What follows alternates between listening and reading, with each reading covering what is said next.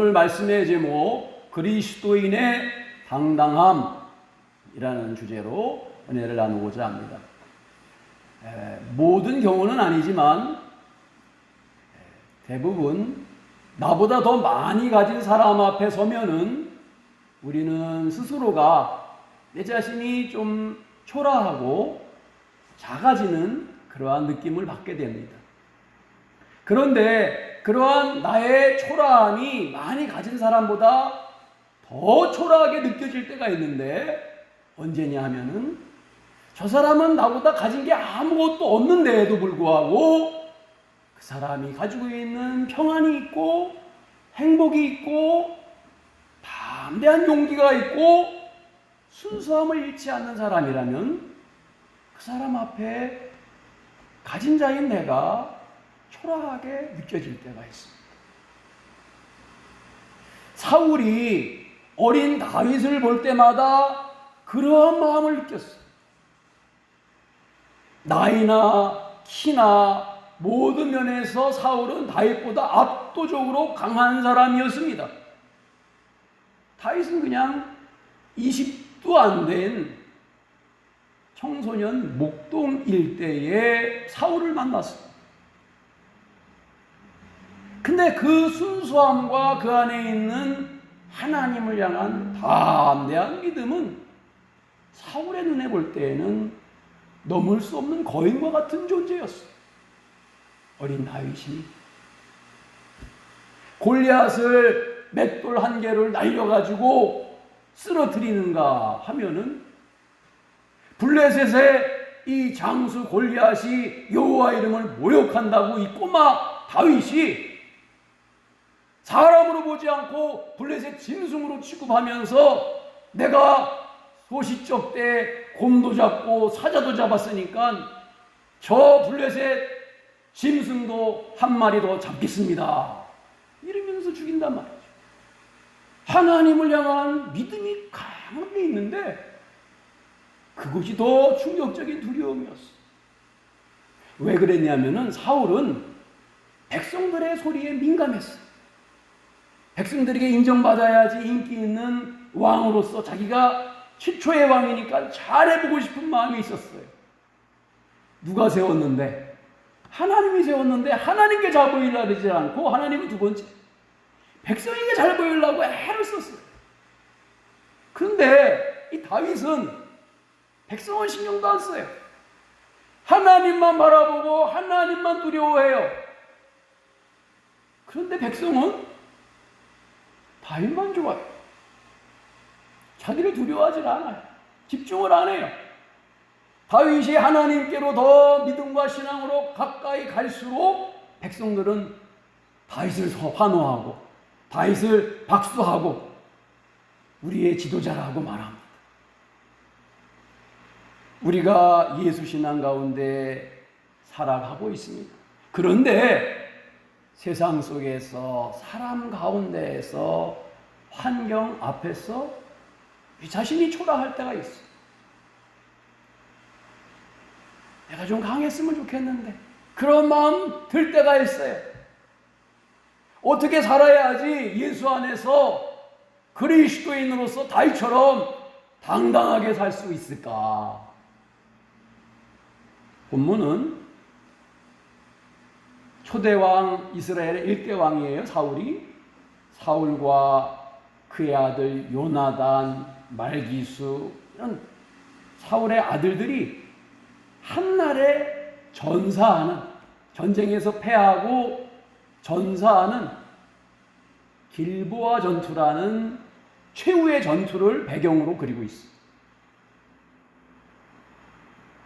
하나님의 뜻을 무시하고 자신의 생각과 뜻대로 살아왔던 사울은 하나님과 더 이상 연결될 수 있는 대화의 통로가 끊어졌어. 그를 위하여 기름 붓고 그를 위하여 기도해 주던 사무엘도 이미 죽었어. 이 블레셋과의 이 길보아 전투는 오롯이 자기가 나가서 적들과 싸워야지만 되는 어떤 도움도 없는 어떤 하나님의 도움도 없는 그러한 전쟁이었어요.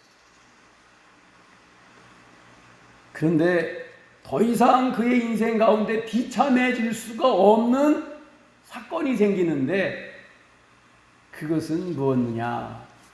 하나님께 물어도 대답이 없으니까 사울이 누구를 찾아가느냐?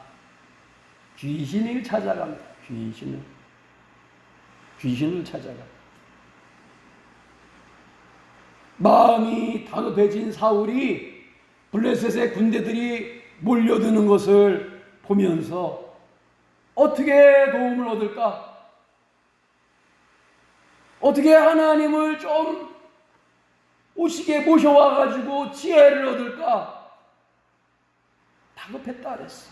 5절 말씀 거기 보면 이렇게 써 있어요. 사울이 블레셋 사람들의 군대를 보고 두려워서 그의 마음이 크게 떨린지라.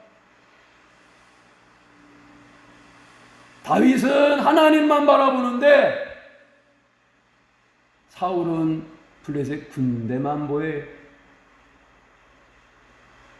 여러분은 누구를 바라보고 있습니까? 지금 이 말씀을 듣는 순간에 하나님의 군대와 하나님의 통치가 보입니까? 하나님의 임재가 느껴집니까? 우리의 눈에 육신의 것만 바라본다면은 사울처럼 두려울 수밖에 없어요. 사울은 블레셋 군대를 보고서 한두 번 블레셋과 싸운 게 아니에요. 그런데 두려워해요.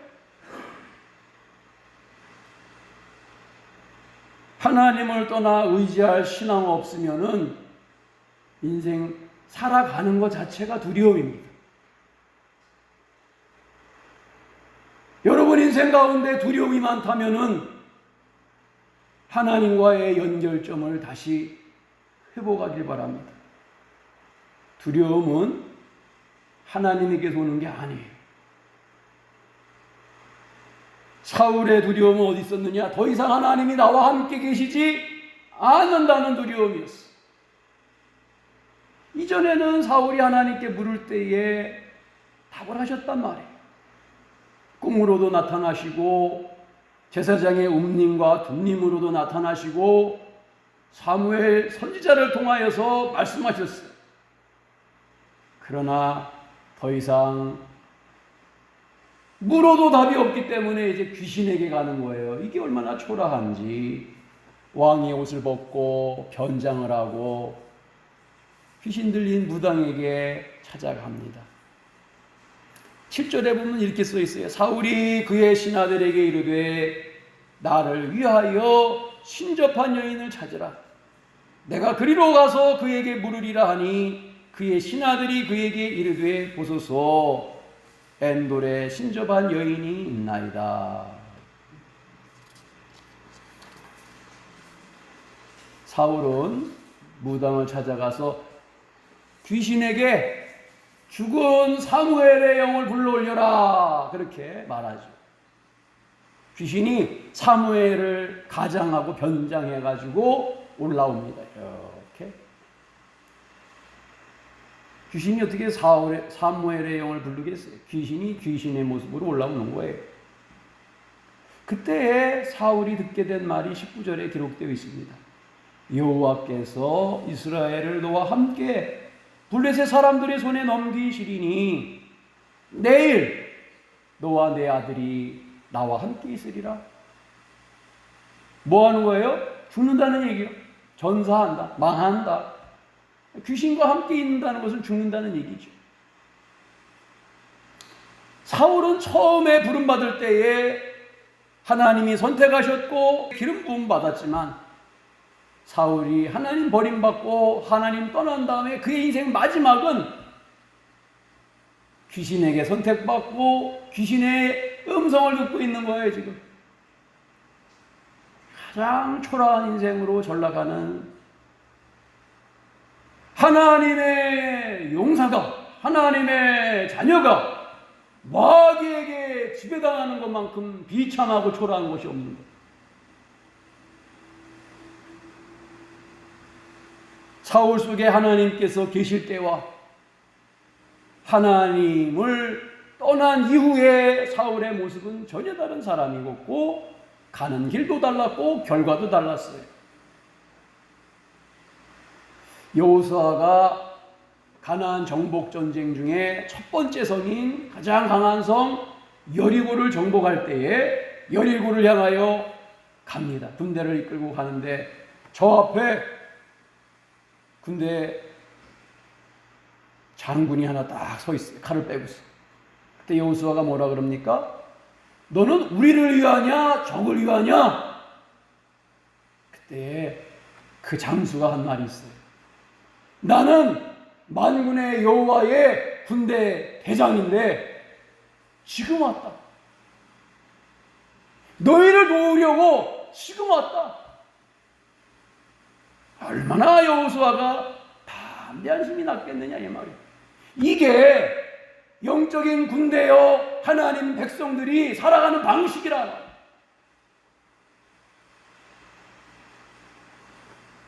사람이 몇 명 없어도 괜찮아요.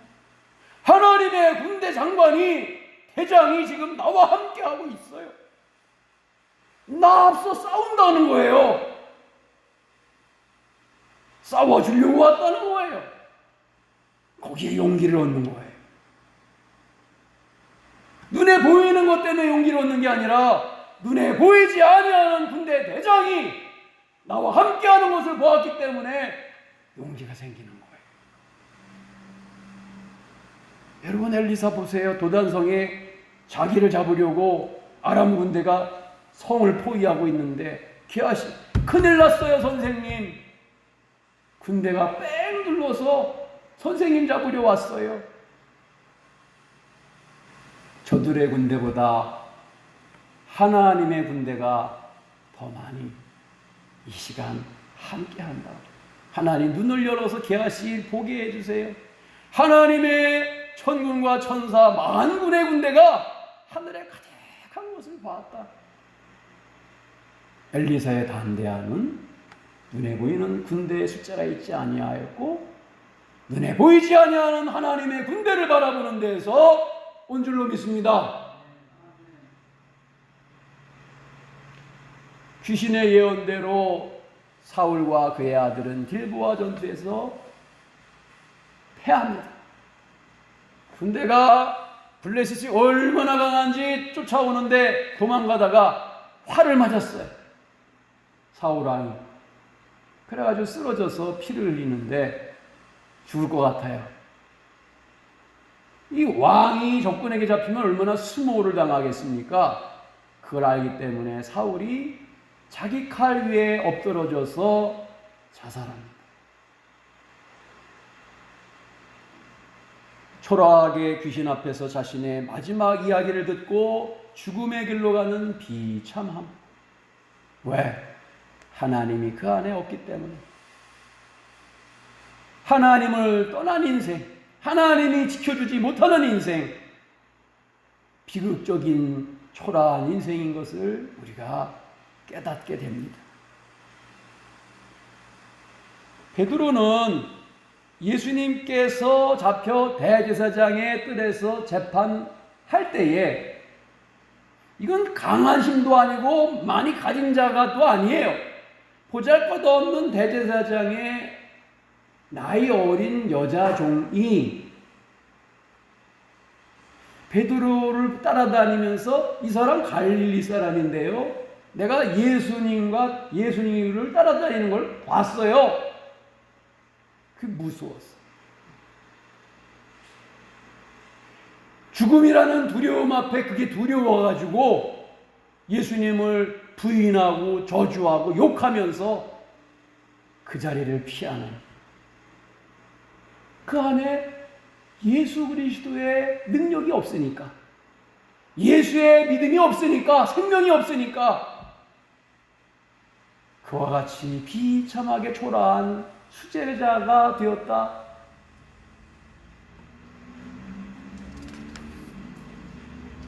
반면 스데반은 폭도들 가운데에서 돌에 맞아 죽어가면서 그 마음에 예수의 영, 성령의 영으로 충만하여서 그의 눈이 열리며 하나님 보호자 우편에 서서 예수님이 스데반 맞아주시려고 일어나 계시는 모습을 보면서 하늘문이 열리는도다. 주님이 보호자 우편에서 서서 나를 기다리신다. 돌에 맞아주면서 기쁨과 평안함으로 천국으로 가는 모습. 그 모습 때문에 사울이라는 청년이 바울된 것이거든요. 육신은 연약하지만 육신을 초월한 성령의 능력으로 가득할 때에 우리가 담대해지는 줄 믿습니다. 예수의 능력으로 우리의 심령 안에 생명이 들어와 가득히 넘칠 때에 이 세상 두려움 없이 이길 수 있는 것입니다. 세상의 고난과 환경의 고통과 마귀에게 눌림이 심하기에 인생이 곤고한 사람이 있다면은 사탄에게 눌리지 말고 예수 생명으로 그 심령을 채우기를 바랍니다. 하나님의 군대가 나와 함께함을 본다면은 담대할 수 있죠. 예수의 이름으로 상황을 이기고 예수의 이름으로 승리할 수 있죠. 그리스도인의 당당함은 예수 안에서 예수 신앙으로 무장할 때입니다. 복음의 능력은 내 속에서 예수의 능력으로 충만할 때 가능한 거예요. 사도 바울이 이렇게 고백하고 있어요. 고린도후서 11장 24절 이하 말씀에 유대인들에게 40에서 하나 감한 매를 5번 맞았으며 3번 태장으로 맞고 1번 돌로 맞고 3번 파선하고 1주야를 깊은 바다에서 지냈으며 여러 번 여행하면서 강의 위험과 강도의 위험과 동족의 위험과 이방인의 위험과 시내의 위험과 광야의 위험과 바다의 위험과 어디 형제 중의 위험을 당하고 또 수고하며 애쓰고 여러 번 자지 못하고 줄이며 목마르고 여러 번 굶고 죽고 헐벗었노라. 여러분 이 정도 인생 살면은 진짜 초라한 인생 아니에요? 이 정도 취급받으면은 어떻게 살아남을 수가 있어요? 그런데 이러한 일을 열거하면서 사도 바울 마음에는 평안함이 있어. 나를 위하여 조금 있으면은 영원한 상급이 있다. 전혀 초라하지 않아요. 당당해요. 더 큰 고난이 와도 이겨낼 에너지가 아직도 충분히 남아있는 것은 그 속에 살아 역사하시는 예수님이 계시고 성령님이 그와 함께 계시고 하늘의 군대 대장이 그를 지키고 있는 줄 믿기 때문인 줄 믿습니다. 그 믿음이 우리에게 있어야 된다. 그 믿음이 내게 있느냐 이 말이요. 그 믿음으로 내가 오늘 사느냐 이 말이요.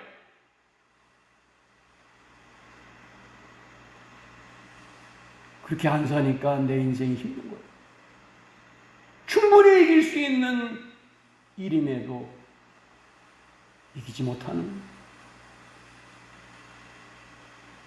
사도 바울이 당한 일을 여러분 당했다 봐요.